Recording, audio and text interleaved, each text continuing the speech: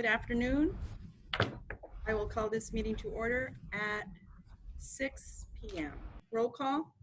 Oscar Salinas here. Mary Hernandez present. Alex Cantu present. Espio There, Ochoa, Claudia Ochoa present. Can you hear me? Yes, thank you. Mr. Oscar Salinas, Ms. Mary Hernandez, Alex Cantu, Claudia Ochoa, and myself, Espio Ochoa. Am I missing anybody? Dr. Science, I do declare a quorum. Thank you, Ms. Ochoa. Welcome everyone to our video conference meeting. At this time, let's stand for the Pledge of Allegiance, everyone.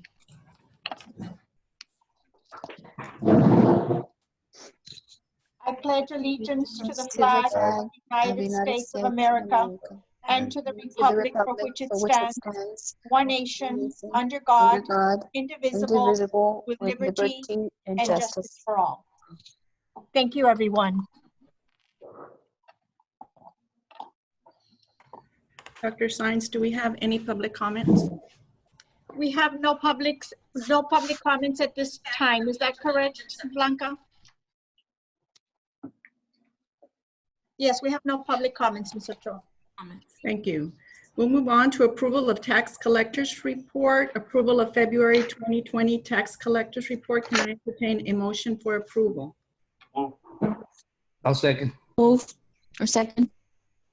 I have a first by Mr. Cantu and a second by Ms. Claudia Ochoa. Any discussion? If not, all in favor? Aye. Aye. Opposed? Motion passes.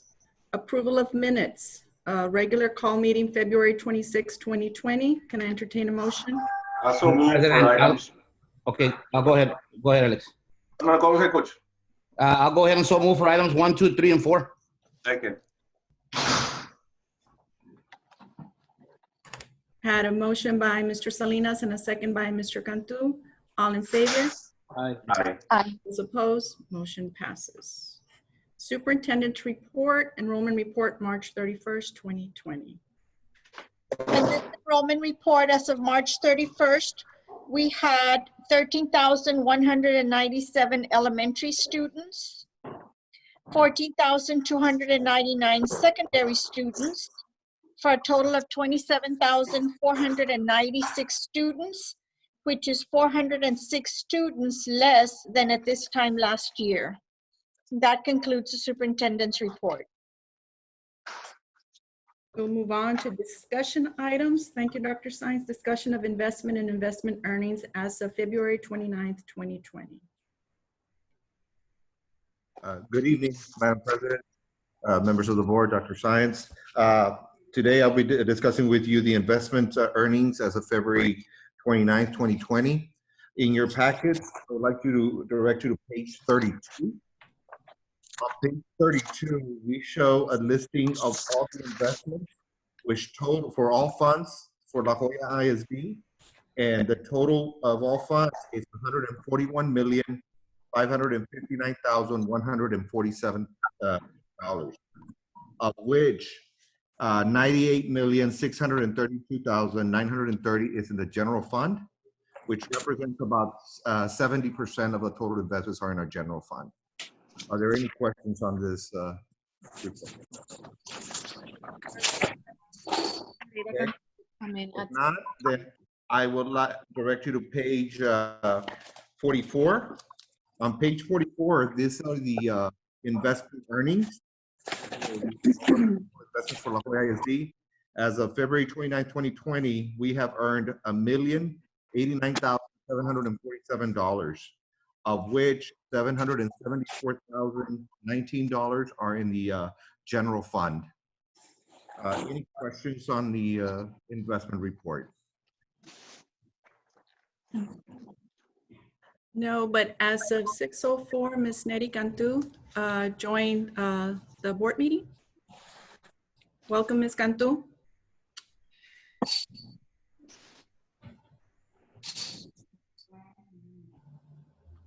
Okay. Some questions? And that concludes my investment report. Thank you. Thank you, Mr. Trevino. Number 2 under discussion items, discussion and update on service provided to students during school closure related to COVID-19 pandemic. Thank you, Ms. Ochoa. I have a report on services that we have provided to students. Currently, La Jolla ISD is operating under closed instruction status. Although school buildings are closed, we continue to provide instruction at home. Having an instructional continuity plan ensures that the district will receive school funding, thus allowing us to continue to pay salaries and operate essential functions of the district. We are operating with an instructional continuity plan. The purpose of this plan is to maximize the amount of instructional time for students this school year and to have students master the grade level standards. We are providing low-tech instruction consisting of hard copy instructional packets that have been developed by the Curriculum and Instruction Department for all grades and courses. We're also providing online instruction through Google Classroom and other technology applications. Students have access to digital learning programs such as Imagine Learning, Reading Renaissance, Mayan, and Edgenuity. Primarily in high schools, we have issued students technology tools such as mobile telephones, iPads, and laptop computers. We are providing internet access through hotspots using buses in 28 remote locations where we know internet service is needed. Our technology and transportation departments have outfitted 28 buses with Wi-Fi equipment. During the day, these buses are parked in needed locations so that our students can access internet service. We have seen photos that provide evidence that this service is being very useful to our students. We also have counseling services. Our counselors are providing direct counseling services to students. They are prioritizing the most critical academic, career, and social emotional lessons while continuing to teach the school counseling curriculum as much as possible through school and district online platforms and Google Voice telephone. Elementary and middle school counselors are providing counseling lessons and contacting a minimum of 7 students a day. High school general ed counselors are contacting 35 students per week. They are prioritizing senior students by checking credits and graduation requirements and contacting students individually as needed. Our college transition specialists and Advise Texas College advisors are monitoring FAFSA or financial aid applications. They're checking college applications and acceptance letters, and they're working with students on scholarship applications. They are also contacting students as needed. Our district behavior specialists and substance abuse counselors are supporting all counselors, making sure they have the resource needed and making contact with students as needed, including group counseling. Under meal distribution, our Child Nutrition Services Department provided a meal distribution plan for 2 weeks from March 23rd to March 27 and from March 30th to April 3rd. During these 2 weeks, 108,700 meals were served. The total food cost of providing these meals was $326,000, not including staffing costs. We were honored and happy to have been able to serve our community with these meals. Our district has applied for a new program that will deliver meals directly to students. This application is pending and we're waiting a decision. In the meantime, the Child Nutrition Department, following United States Department of Agriculture and Texas Department of Agriculture guidelines, has donated food supplies to local food pantries, including Iglesia del Pueblo in the Palmview area, Pueblo de Palmas Church, located on 7 Mile Line, close to Dr. Science Middle School, Iglesia Unidos para Cristo Church, located on 7 Mile Line, Proyecto Desarrollo Humano, also located in the Pueblo de Palmas area on 7 Mile Line, the La Jolla Housing Authority in the city of La Jolla, the city of Peñitas, the city of Palmview, and Sullivan City. Addresses for all of these pantries will be posted on our social media sites. We delivered and/or released food to these pantries today and will continue delivery tomorrow. These local food pantries will continue to serve our families. I would like to thank the clergy and the city officials. All your efforts have allowed us to serve our students during this pandemic. I would also like to thank our parents and community for working with us, teaching students at home, communicating with us when needed, and responding to our requests. Community and parents, please know that we're trying our very, very best to serve all our students, and we thank you for your understanding and for the grace that you have shown us during this unexpected times. I especially want to thank our parents and caregivers at home. We know that you're doing your best with your kids' homework and assignments and family responsibilities that you have. We thank you so much. You are the best partners that we could ask for. To all our students, we all miss you very much. We look forward to the day that you can come back to school and your classrooms. In the meantime, students, continue to try to do your homework, be helpful at home, be kind to your family, and take care of yourselves. This concludes my update. Thank you. Dr. Science, I've got a couple of questions or concerns. I know that I have received a couple. I know that a lot of people are having issues. The amount of work that are being issued. The thing is that I know that I've had a couple of calls from parents that they work all the way till 7, and it's very hard for them to work on the child's work, and it gives them very little time. And a lot of the times, they don't understand the homework assignments. We're trying to facilitate everything that we can on the child's part. And I know also the other one was having to go online, laptops and stuff like that.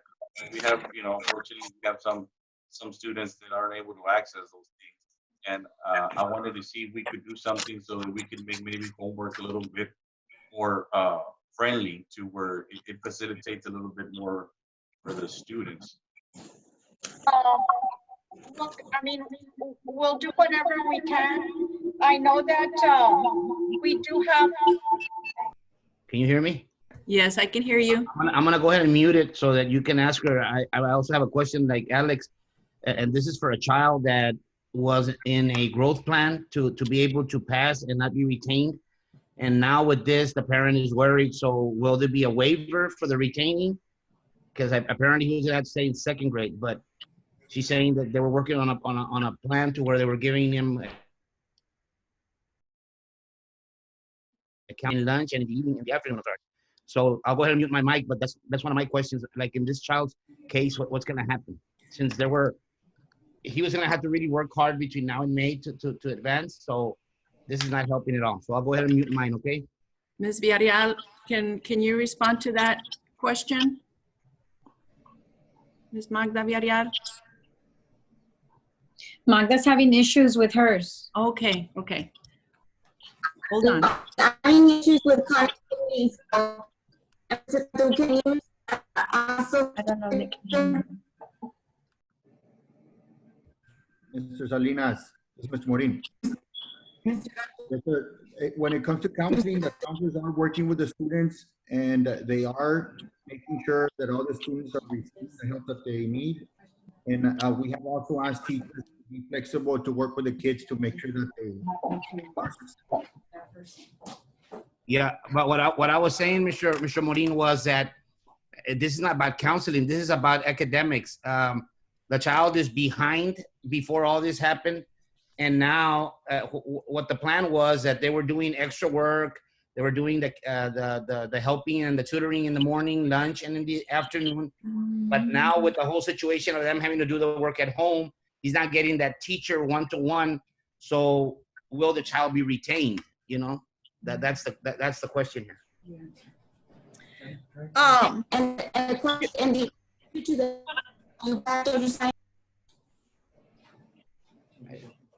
can't understand anything that she Yeah, Yeah. I'm gonna go ahead. Yeah, I guess. To respond to that question, I don't know if you can hear me, Mr. Salinas, but just like we had that one student, we had many students on growth plans.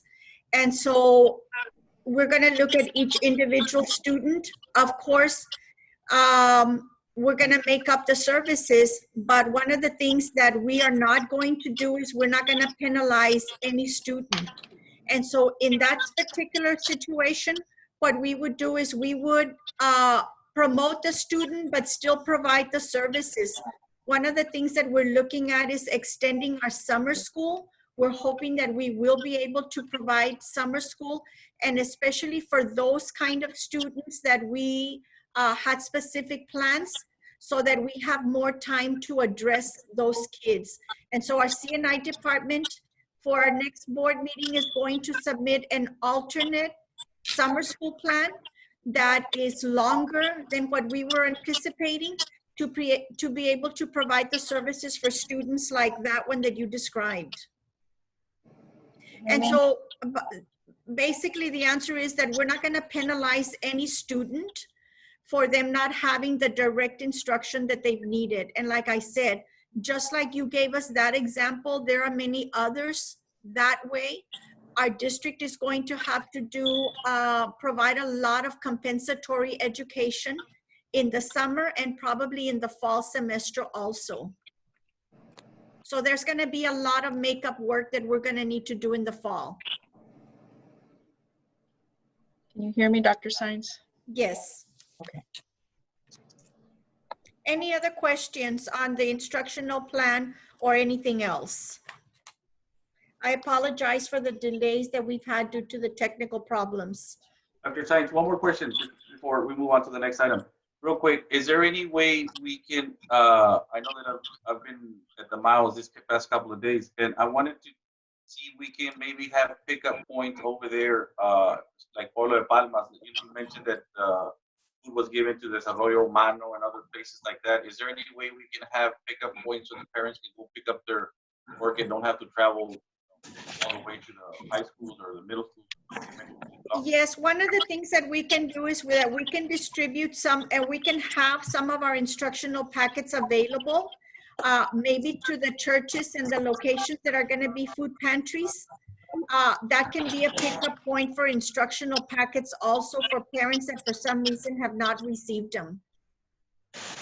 So we'll definitely work with our staff, and we'll make contacts with those kinds of locations. I know a lot of our kids on 7 Mile Line are very familiar with Proyecto Desarrollo Humano, and that's a tutoring spot for them. And that would be a good place for us to put some packets so that our kids can have access to them. Thank you, Dr. Anything else? Thank you. Now to consent agenda. Under business and finances, I was asked to take out items 3, 4, 5, and 6 from business and finance. So let's go back. Can I entertain a motion for approval under consent agenda for those that remained under business and finance and instruction and student services? So which ones remain, Ms. Ochoa? Is it 1, 2, and 7? Correct, under business and finance, and under instruction and student services, 1 and 2. I have a motion, can I have a second? I second. All in favor? Aye. Those opposed? Motion passes. We'll go back to business and finance. Approval of change order number 1 for La Joya ISD Phase 2 of PSI Guarantee Energy Savings Performance Contract Amendment Project Scope and Work. Can I entertain a motion? I'll also move. Second. Discussion?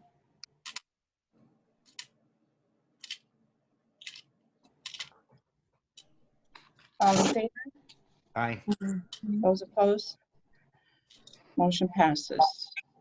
Number 4, Approval of contingency allowance of number 1 for La Jolla ISD Phase 2 for PSI Guaranteed Energy Savings Performance Contract Amendment Project. Can I entertain a motion? Also move. Can I have a second?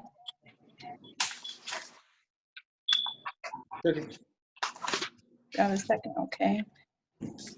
Any discussion? Yes, do we have anybody that can explain to us a little bit of what's going on with that? Mr. Villarreal? Yes, we have Mr. Engineer for PSI, Mr. Craig Burska, and Engineer for La Jolla ISD overseeing the PSI project, Mr. Mariano Garcia. I'll hand it over to Mr. Craig. Thank you, Madam President, members of the board, Dr. Science. The item that's here is related to the Palmview turf field work. During construction, we had taken off the old track surface, which is part of the contract, and we were going to put and prepared for the new track surface. The provider of the track surface looked at the existing asphalt and said that it was too brittle to receive the track surface, and they could not warranty it without removal and replacement. And that is what this amount was there. Unfortunately, the only way they could evaluate it is to remove the full track surface, and we didn't do that until we had taken possession of the field and track from the school and taken it out of school use. And we had budgeted a small portion of funds for minor track repair, and this price represents what we had negotiated with our subcontractor initially from Field Turf and their subs at the price per square yard. But this is the entire track, which was not in scope. The next item was a credit to the district for the excavation of the soil not being taken off of the Palmview site and instead used to create cross-country running hills. We did that at the direction of the assistant athletic director, or the assistant superintendent for athletics. He was able to identify locations. We put those in. The next item was there was a problem with the conduit that was, we were notified that the scoreboard had some wiring issues. So we pulled new conduit underneath the new track surface while we had it exposed. And that was provided, and we provided a pull wire for the district staff so they could pull the wiring themselves. So that was that came up afterwards. The next item is the line credit. Line stabilization is for the sub base, and after our soils technician did his tests, he reduced the amount of lime added to the material from 6% to 5%, and the district received a credit there.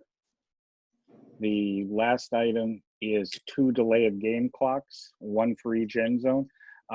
Currently at Palmview, they were doing the delay of game, and the field officials were keeping the stopwatch and not having a visual display. That wasn't part of our scope discussions when we originally did the project.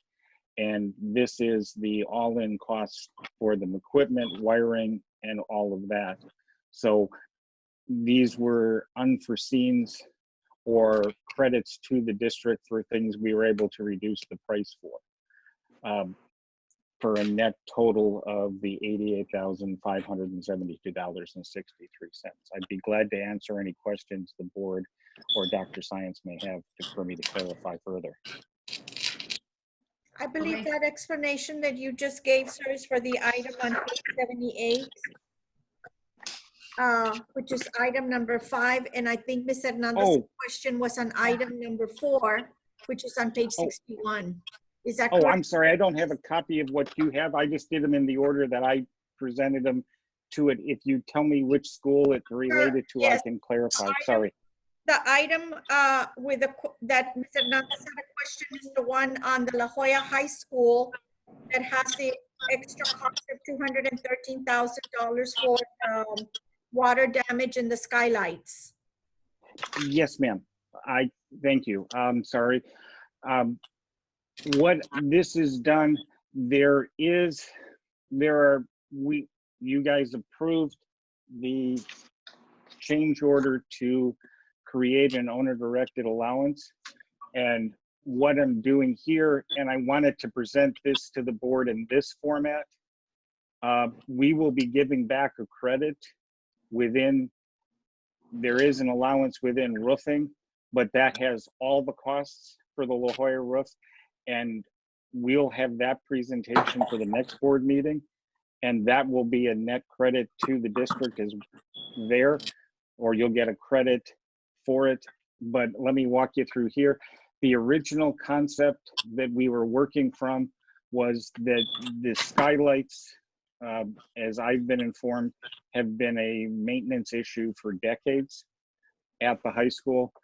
And what was originally, the original concept and proposal was to wrap the existing skylights with a membrane and flash to match the existing flat roof surface.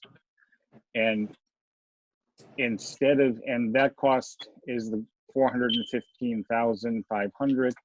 Instead of doing that over spring break, we did a demonstration and an investigation by removing the skylight completely and bringing down the skylight and installing new roof decking and enhanced insulation to the R25 level, which would be twice the insulation of the existing roof, which is shown there. So the new roof system we're putting in was $362,670, but the demolition cost is where the cost is, but that gets rid of the problem permanently, that demolition cost. And as you can see in the future, by not having it there, the roof repairs and maintenance in the future will be greatly reduced. The other effect that we had is that instead of taking out an 8-foot wide area, which is what the skylights represent, we've extended it to 12 feet. So we've actually enhanced the roof insulation by 50% with this change. It also gives you a continuous, when we are done, it'll give you a continuous flat roof.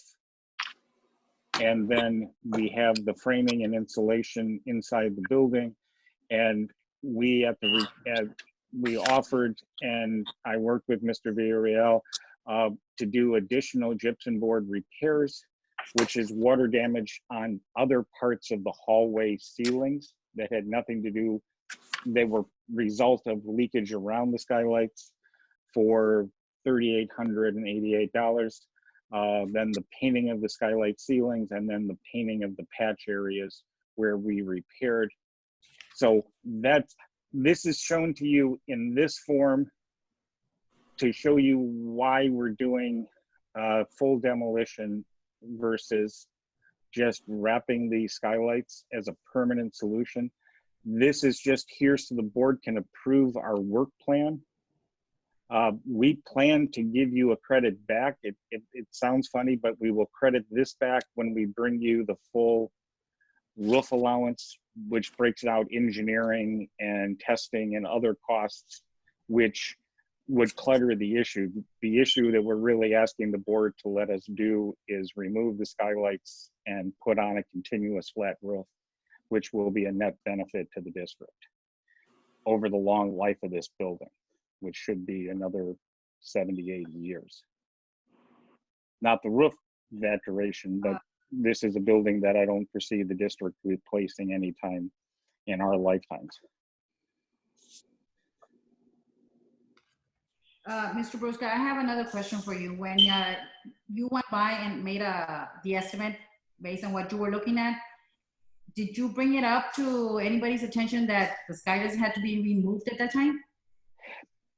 It was asked when we did the original proposal, and this predates me coming down to the Texas office here and moving down to the Valley, but the original intent was to solve the leakage problem by putting the covering, which was the wrapping it. So that was the original concept. We had discussed with the district the other one, but because we did not know what the conditions were of the skylight, and you can see the demolition cost, and that's based on actual hours of the crews on site. I was there, and a colleague of mine, our building envelope expert, between the two of us, we were there continuously through the weekend when they did this demolition work. So our subcontractor, the local contractor, was deeply appreciative that I made them do this investigation, because they would have been in a large hurt locker if they had only billed you 415 versus, or charged you only 362. So it was on the table, so we were still discussing it, but the original concept was the wrap. So when the architect designed it, he designed it with an A option and a B option. So we were in continuous talks, but I wanted to make sure the board but this is, in short term, the more expensive solution. In the long term, it will be the less expensive, better solution for the district. So it's dollars today versus dollars tomorrow. But either way, it will still be under the cost. When I come back with the full roofing allowance explanation at the next board meeting, we are still under budget. We're only using this for approval purposes so that I can keep this as a very simple explanation to the district. So it's just the A and B option costs presented to the board. Do you know roughly about how much credit we're looking at? We're going to use almost all of the allowance for the roofing, but there will be a minor credit there, and then this will go back to zero. So instead of the $213,299.70, we'll be getting that all back. But I needed a board action in clear terms so I could issue contracts, because with school closed, we were originally planning to do this work over the summer. Mr. Villarreal and I had met with the principal to talk about phasing this work during summer school period. We'd be in part of the school and he'd be teaching, holding summer school classes in the other. Now that school is not in session, we can actually mobilize starting Monday and get there and do this work. And if the district has an opportunity, you'd have the whole school available in the summer for any work you wanted to do. See that work taking there. Mr. Excuse me, I missed the question. How long do you foresee that work taking? It'll take probably all of April, the rest of April, the rest of May, and into June. So our intention is to be done mid-June, and if everything goes well, it really depends on how rainy weather we have. Rain will inhibit us opening the roof up, but if we have reasonably dry weather, we will be done mid to late June without any difficulty. So much. Thank you. Thank you. Any other questions? I just have a quick question. I know you were explaining the Palmview project. How far along are we on the track? Can we talk about that when we get to that line item, just so we... Okay. So we do have a motion and a second, and we don't have any further discussion. All in favor? Aye. Those Aye. opposed? Motion passes. Number 5, approval of contingency allowance to number 2 for La Jolla ISD Phase 2 of PSI Guaranteed Energy Savings Performance Contract Amendment Project. Can I Also entertain a moved. motion? So moved. Second?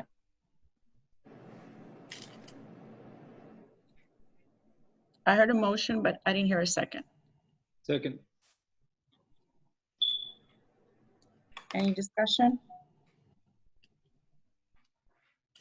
Explained, Is I it- don't think what you were saying about the tracks.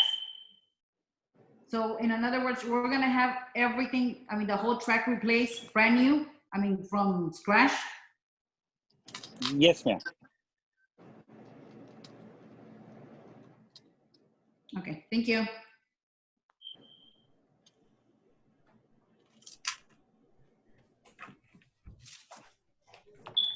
Yes, this is the Palmview. Mr. Cantu, this is the track items. Can you ask what you were gonna ask? Yes. Where is he? I can't find him. Mr. Brusca, Yes, yes. just on the percentage, like more or less, how far are we along on the track for Palmview? When do you see it completed? Like, how far along the project are we? Right now, we have done the work up to, we've laid the rubberized membrane that has been placed on the turf itself. So we've fully excavated, we've put in the drainage system, the underground conduit work, and the whole drainage fabric. And now we've put the rubberized material down.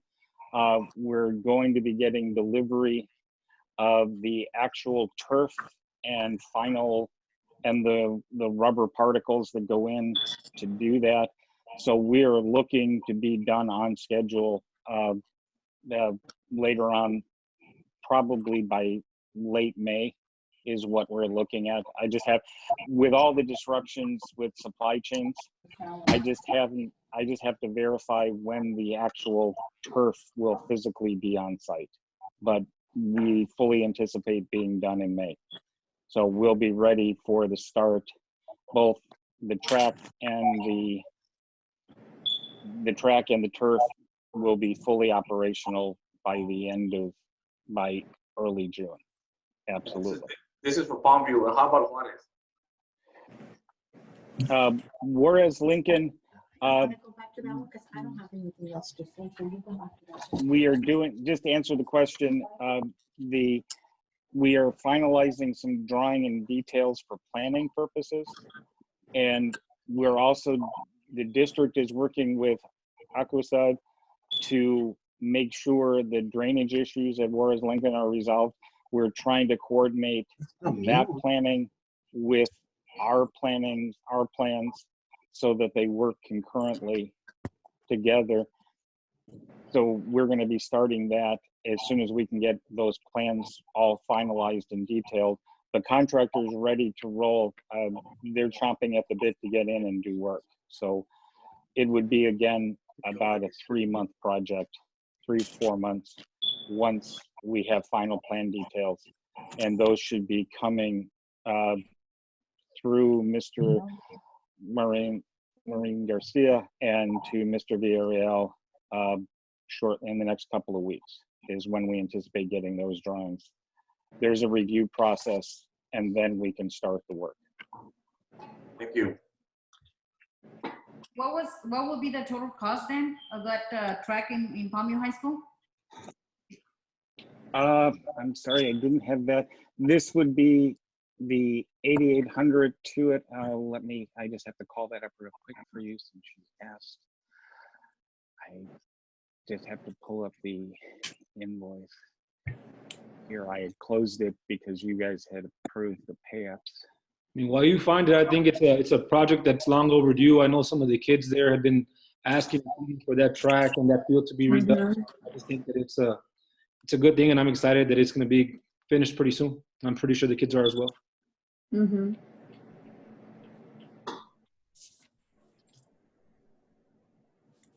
Okay, any further questions? We do have a motion. We do have a second. No, if no further questions, all in favor? Aye. Those opposed, motion passes. Number 6, approval of contingency allowance number 3 for La Jolla ISD Phase 2 of PSI Guaranteed Energy Savings Performance Contract Amendment Project. Can I entertain a motion? Also move. Second. Second. I have some questions, Ms. Ochoa. I know that one of the fences that is being replaced to a 6-foot is EB Reina. Why is that being replaced to a 6-foot? We have a 5-foot right now?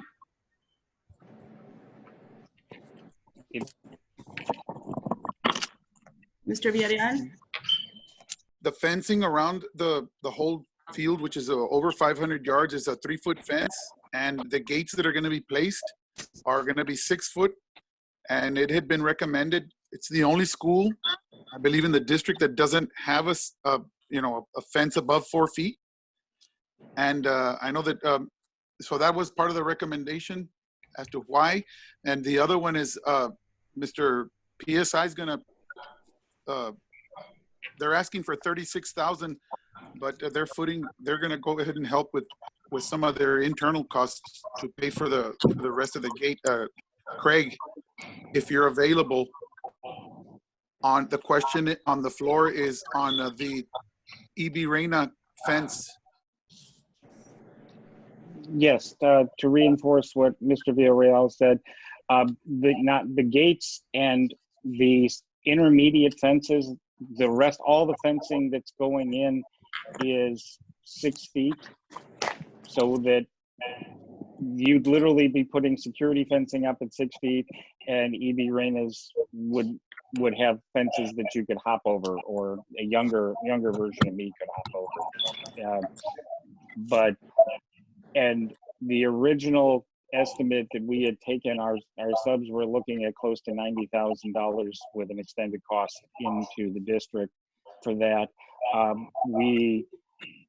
PSI and our subs have agreed to do that for $36,000, which covers primarily material. Since they'll have staff on hand, they're going to eat the laborious portion of this, and PSI is just asking to pass through that $36,000. So this will bring EB Reina up to district standards. When the conceptual design was done, that was never included or conceptualized as a design issue when it was put out to us to price. I have a question, Mr. Brusca. Well, not a question, but I know that some of these change orders get us a little nervous because it's a big project. If you can help us out in the future, really help us out with some internal costs, save some money, that would really help us out in the future. Well, I mean, to put this in perspective, we're spending more on fencing than at EB Reina to do that perimeter fence than we're doing at full schools. So we're doing, total school costs are less than that. So that's why when we were buying fencing, it is just so disproportionate. That's why we're coming back. We were originally hoping, we were going to eat part of that as, as a goodwill gesture, but there's only so much that PSI can afford to, and we certainly can't ask our subs to take a bigger hit than that for our local contractors to take a heavy hit for that. So we've done everything we can to expedite the costs and keep the costs low to the district. I'm not sure if I clarified the question enough for you, Mr. Tanto. Oh, thank you. I appreciate it.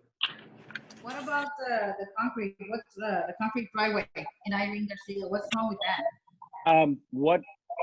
When there are 2 staff parking lots and a half circle road at Ann Richards or Irene Garcia, when the conceptual drawings were given to us, it only called for 1 motorized gate. When we went back, we discovered that we would need 4 motorized gates for that configuration.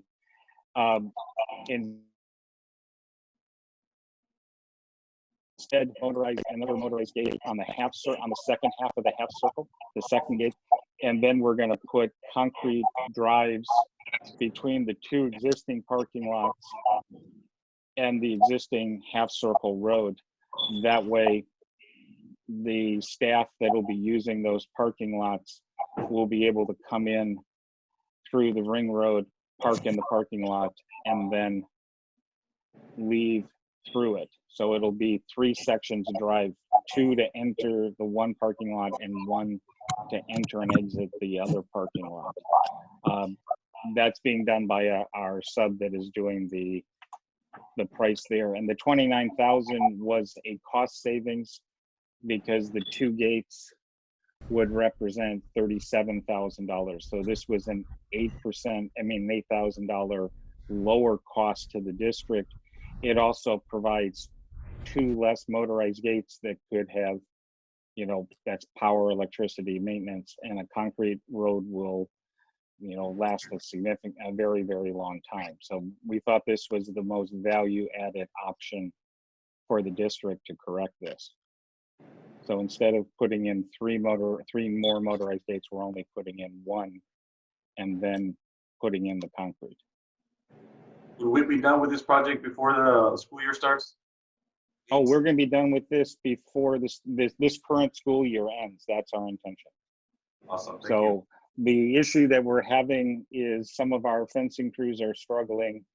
You know, obviously deep concerns about the, you know, health and being out in there, but the crews are relatively small, 2 and 3 man crews. So social distancing is relatively easy to do. We just have to, our contractor that's doing the fencing work for us is struggling to keep his fencing crews active and busy, but he's working through it. We've been in regular talks. We've talked today. I haven't seen, just a comment, Dr. Sines, I haven't seen the documents, but can we confirm whether all these change orders are within the 25% threshold? Yes, we can. Well, yes. I was wondering the same thing. Thank you, Jerry.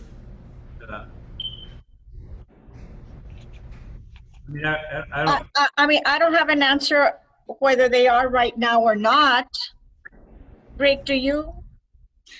I don't have the whole layout in front of me, but yes, I'll have it in the morning. And I believe, Craig, we had talked about the percentage of scope for change orders, and right now I'm not going to say exactly, but yes, it is well below. That was one thing that we had discussed also, Craig, about how there is little to no contingency money, because that was one of the questions that I kept asking you. You know, hey, wait a second. And wait, why are we doing this? But we will have it for you, correct? Well, to put it in perspective, the owner-directed allowance you created in your earlier vote was for $600,000 on a $23 million contract. So the net changes we're talking about are much less than the $600,000. So all told, we are not changing any of these contracts by more than the total contract value is going to be it'll be a 2-3%. So they're structured totally. It's not one contract for turf, one contract for each project. It's just one. There are line items. There are line items within PSI's main contract. So we have a $23 million contract, and so we're adding this scope to our contract there. The fences and gates represents a different total, but we're still less than, if you look at it just as the cost of fencing versus that, we are less than 10%. If you just look fencing to cost. Just like thinking about turf out loud, and I haven't seen the documents either, but turf's generally $1 million.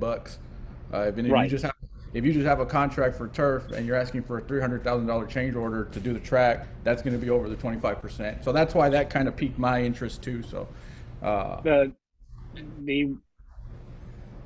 Palmview track is 1.54 million. So we're asking for 88,000, which would be, you know, in the 6% range. All right, awesome. For the whole contract. And that's for that line item, not for the net contract. So depending on how you want to split hair, within the subline, it's a single digit percentage. Within the overall contract, it's less than 3. Yeah, if the admin could just send it to the lawyers just so we could review and just double check, and we'd be good. In the event that Mr. Villarreal does find that there's a percentage issue, we can always bring it back, Ms. Ochoa. You can go there legally, you can go ahead and take action tonight, not not stop the project. Correct. Okay, do we have any further more questions? Because we do have a motion and we do have a second. If not, all in favor? Aye. Those opposed? Aye. Motion passes. We'll go on now to instruction and student services. Number 3, approval of designated schools for the 2020-2021 school year. Need a motion? So moved. Second. Who said second? I know Ms. Ochoa's motioned it.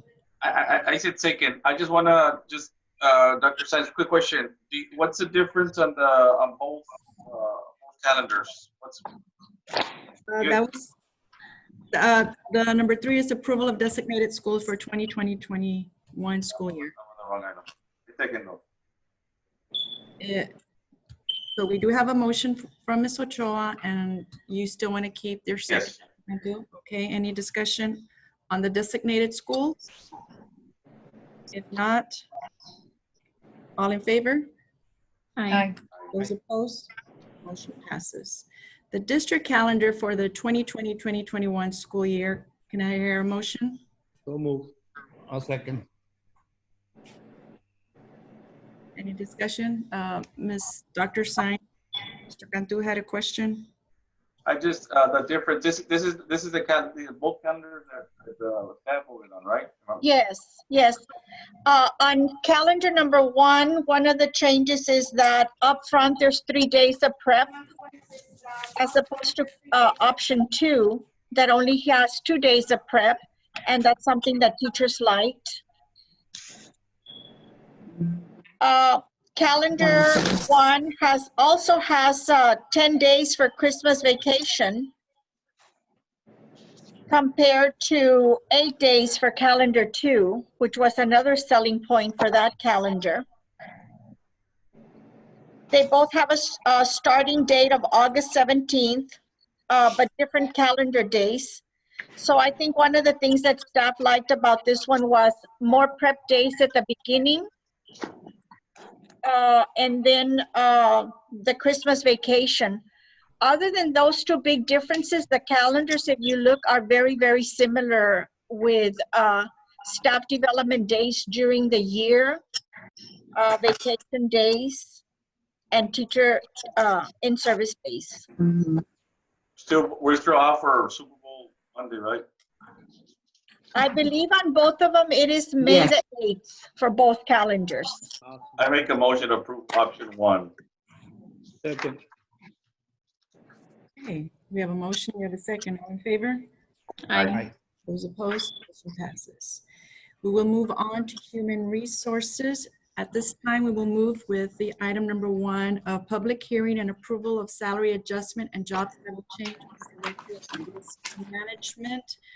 It is 7 o'clock p.m. and we open this public hearing. Dr. Sainz, Yes, I would just like to say to the public that for any public comments that you might have, please email us at communityinfo@lajoyaisd.net, and we will give you a link to join our meeting and give you an opportunity to offer public comments. That's for anyone in the community listening to our meeting that would like to make public comments on this public hearing. Yeah, Madam Board President and Dr. Sainz, I guess while we wait for that, we can move on to item 2. So we don't stall the meeting any more than we have to. Okay, next one, waiver from educators' appraisal requirements due to circumstances arising from COVID-19. Can I entertain a motion? So move. Have a motion, have a second. All in favor? Aye. Aye. Those opposed, motion passes. We'll go back to under public hearing for under human resources. We're waiting.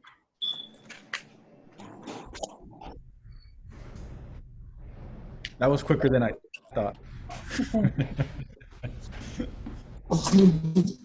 do Would have you like to say,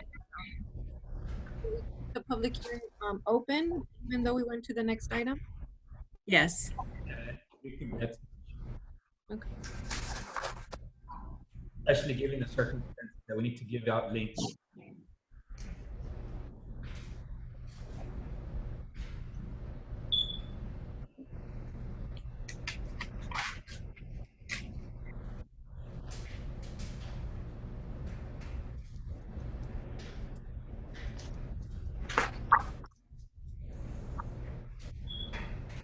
Dr. So I guess we Sanchez, would could you like to close say it. anything during this time?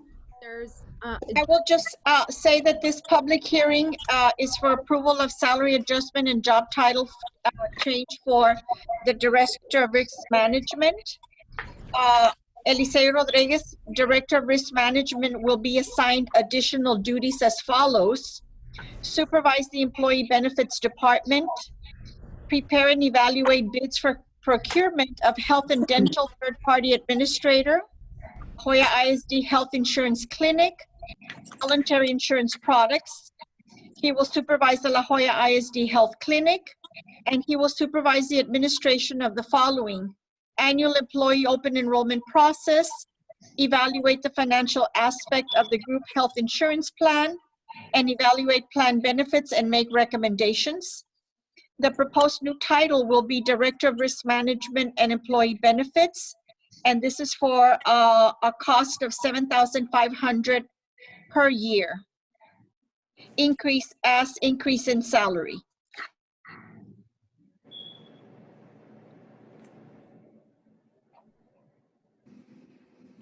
Ms. Cantu, do we have anybody from the public? no public comments as of right now, but I know that there is a delay. I don't know if Judith can let me know the delay amount. So as long as we're already on streaming, that we're giving some time for public comment.